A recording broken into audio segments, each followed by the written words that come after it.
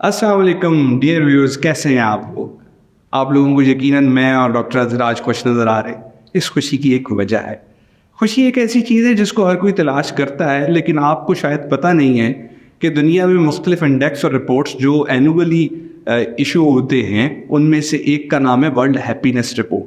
ये world happiness report जो है पब्लिकेशन होती है सस्टेनेबल डेवलपमेंट सोल्यूशन नेटवर्क, जो कि यूएन का एक यूनाइटेड नेशंस का ग्लोबल इनिशिएटिव है। यानी आज तक हम यही समझते रहे हैं कि United Nations socio economic sphere में, पॉलिटिकल स्फीयर में काम करती है, लेकिन हमें ये नहीं पता था कि वो हैप्पीनेस को भी मेजर करती है। वर्ल्ड हैप्पीनेस इंडेक्स के अंदर कंसेक्टिव जो टॉप पे कंट्री आया है 6 दफ़ा, इस दफ़ा भी और पिछली 5 दफ़ा भी। वो कौन सा कंट्री है? उसका नाम है फिनलैंड। तो इस वीडियो में मैं डॉक्टर अतर से आज बात करूंगा ताकि हम आपको बता सकें कि इनके मेजर करने का तरीका क्या है, वर्ल्ड हैप्पीनेस रिपोर्ट होती क्या है, फिनलैंड ही क्यों इतनी दफ़ा टॉप पे है और पाकिस्तान 108 रैंकिंग पे है और इंडिया की रैंकिंग है सर 126। हम उनसे आगे ऐसा क्यों? Sir welcome to the show. Thank you. Sir happiness, world happiness report क्या है, थोड़ा सा ये बताएं, और ये मेजर कैसे करते हैं, किन इंडिकेटर्स को ये देखते हैं? देखिए विकास, जो हैप्पीनेस है ना, उसका एक बड़ा स्ट्रॉन्ग कोरिलेशन है ह्यूमन वेलबींग से, मेंटल और फिजिकल वेलबींग के साथ। इसके अलावा जॉय और कंटेंटमेंट, ये ऐसी चीज़ें हैं जो हैप्पीनेस के साथ बड़ी स्ट्रांगली कोरिलेटेड और एसोसिएटेड है। तो when you are in a joyful mood you are happy, when you are contented you are happy, when you are your mental and physical well-being is being maintained at some stable levels or improving, you are happy. तो जो pursuit of happiness है, ये एक universal और common goal है दुनिया में तकरीबन सब countries का, सब nations का। Why? Again, joyful रहना चाहते हैं लोग, contented रहना चाहते हैं और उनकी जो well-being है उसको वो maintain करना चाहते हैं। तो जैसे आपने बताया है कि ये यूएन का एक ग्लोबल इनिशिएटिव है, सस्टेनेबल डेवलपमेंट का ग्लोबल इनिशिएटिव है, जिसके तहत ये वर्ल्ड हैप्पीनेस की रैंकिंग की जाती है। वर्ल्ड हैप्पीनेस रिपोर्ट जो है उसको पब्लिश किया जाता है।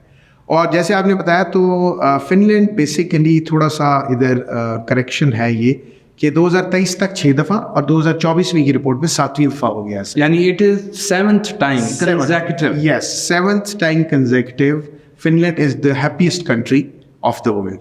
और आपने एक सवाल किया कि ये कैसे, क्या, किस चीज़ का एनालिसिस करके इन कंट्रीज, कौन से इंडिकेटर्स हैं, कौन से फैक्टर्स हैं या वेरिएबल्स हैं जिनको देख के या जिनको एनालाइज करते हुए इन कंट्रीज को रैंक किया जाता है। और क्यों फिनलैंड नंबर 1 पे है, क्यों इंडिया 126 पे है, क्यों 108 पे पाकिस्तान है, या क्यों Congo, Zimbabwe, Sierra Leone, Lesotho और अफगानिस्तान बॉटम कंट्रीज में है। तो पहले तो मैं ये बता रहा था चलो व्यूअर्स के लिए कि हैप्पीनेस का जो इंडेक्स है या जो हैप्पीनेस की रिपोर्ट है, इसके अंदर जो हैप्पीएस्ट कंट्रीज़ हैं उसकी रैंकिंग मैं पहले बता दूं।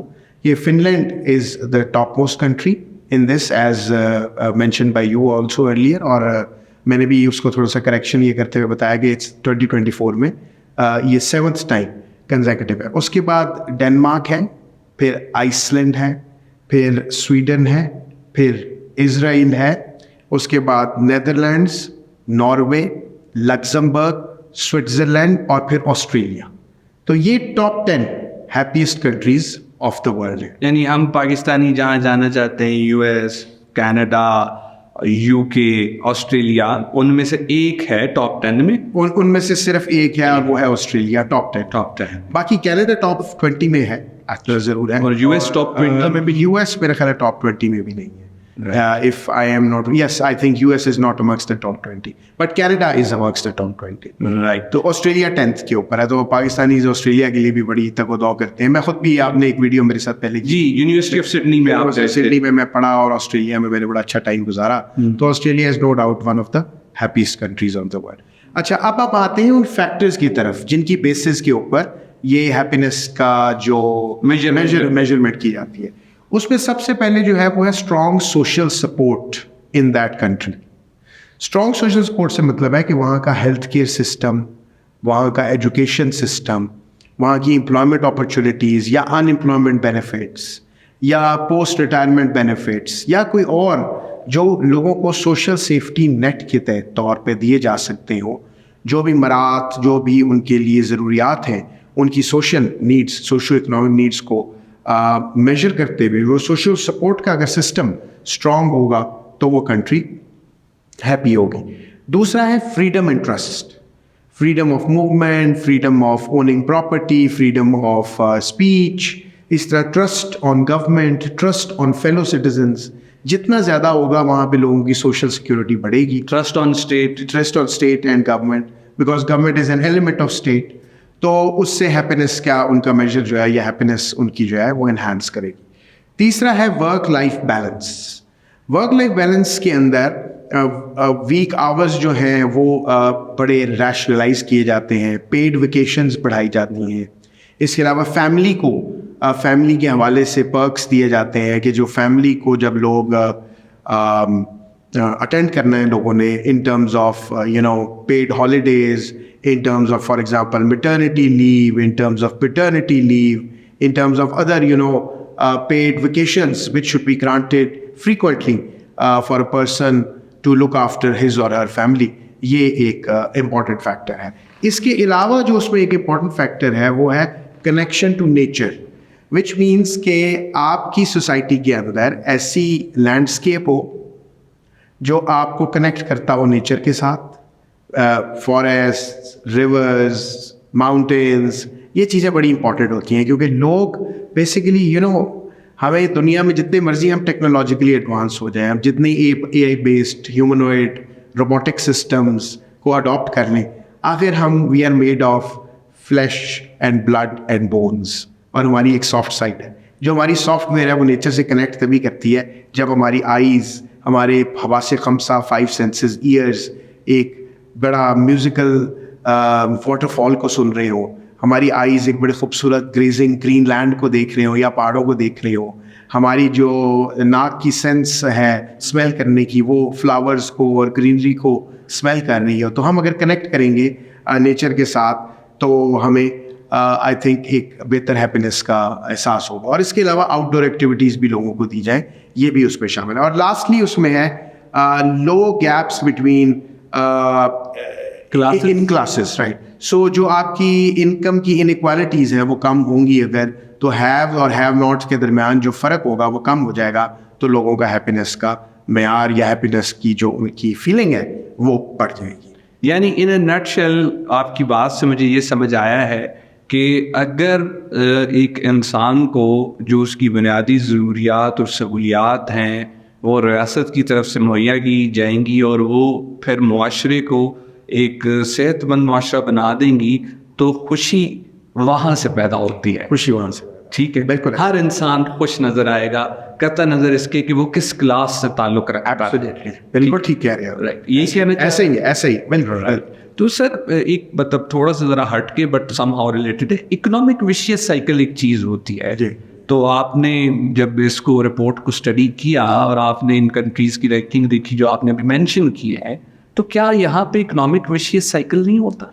नहीं, देखिए इकोनॉमिक विशियस साइकिल ज़्यादातर उन लोगों को हर्ट करता है जो पॉवर्टी ट्रैप में या लो मिडिल इनकम में फंसे, क्योंकि वो फिर उससे उनकी सेविंग्स कम होती हैं, उनके पास इन्वेस्टमेंट की अपॉर्चुनिटीज़ सेविंग्स की वजह से नहीं होती, क्योंकि जब सेविंग उनकी स्क्वीज़ करती जाती है तो वो इन्वेस्टमेंट इंसान कहाँ से करेगा, वहीं से करेगा ना अगर सेविंग का एक कॉम्पोनेंट लेगा। क्योंकि इनकम जो डिस्पोजेबल इनकम होती है किसी शख्स की, उसमें 2 मेजर उसकी साइड्स होती हैं, एक तो उसकी कंजम्पशन वाली साइड है और दूसरी उसकी सेविंग वाली साइड।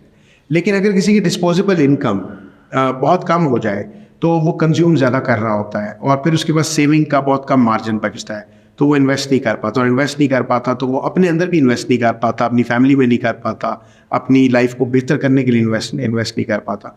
लेकिन यहाँ पे इन मुल्कों में क्योंकि इकोनॉमिक इनइक्वालिटीज़ कम है और सब थ्रेशोल्ड लेवल से ऊपर रह रहे हैं, तो उनकी स्टेट बहुत सारी उनकी जो ज़रूरियात है उनको मीट कर देती है, स्टेट प्रोवाइड कर देती है एजुकेशन की सूरत में, हेल्थ अच्छी क्वालिटी की सूरत में, access to safe drinking water की सूरत में, एक्सेस टू इंफ्रास्ट्रक्चर की सूरत में, स्कूल्स, कॉलेजेस, यूनिवर्सिटीज़, इसके अलावा एंटरटेनमेंट के लिए पार्क्स, एंटरटेनमेंट के लिए आउटडोर एक्टिविटीज़, इतना कुछ स्टेट दे देती है और पेड हॉलीडेज़ दे देती है तो फिर उनको वो ऐसी विशेष साइकिल बनी। फिनलैंड कंसेक्टिव 7 टाइम्स रहा है इंक्लूडिंग 2024, तो आप तो क्या देख पाए, आप यूँ जान पाए कि फिनलैंड ही क्यों, मतलब डेनमार्क ने या आइसलैंड ने या नेदरलैंड ने इसको, स्वीडन ने इसको बीट क्यों नहीं किया अभी तक कंसेक्टिव 7 टाइम? देखिए, क्योंकि जो मैंने 5 फैक्टर्स बताए ना विकास, उन पांचों में वो बहुत हाई परफॉर्मर है। और देखिए दूसरा ये है कि अगर आप इंडेक्स को देखेंगे ना तो बड़ा थोड़ा सा फर्क है। जो सेकंड पे कंट्री, थर्ड पे, फोर्थ पे, पॉइंट्स का फर्क है। कोई इतना बड़ा मेजर लीप नहीं ली कि फिनलैंड के बाय माइल्स दूसरों को पीछे छोड़ गया। तो ये सारी कंट्रीज बड़ी इस मामले में आप समझे एल्ट्रुइस्टिक हैं, बड़ी इस मामले में जेनरस हैं। आप कंट्रीज में से कुछ में तो आप भी गए हुए? पांच में। डेनमार्क में मैं डेनमार्क गया हूँ, स्वीडन गया हूँ, नेदरलैंड्स गया हूँ, स्विट्जरलैंड गया हूँ और ऑस्ट्रेलिया गया हूँ। ऑस्ट्रेलिया में तो मैं बहुत लंबा टाइम गुजार के आया।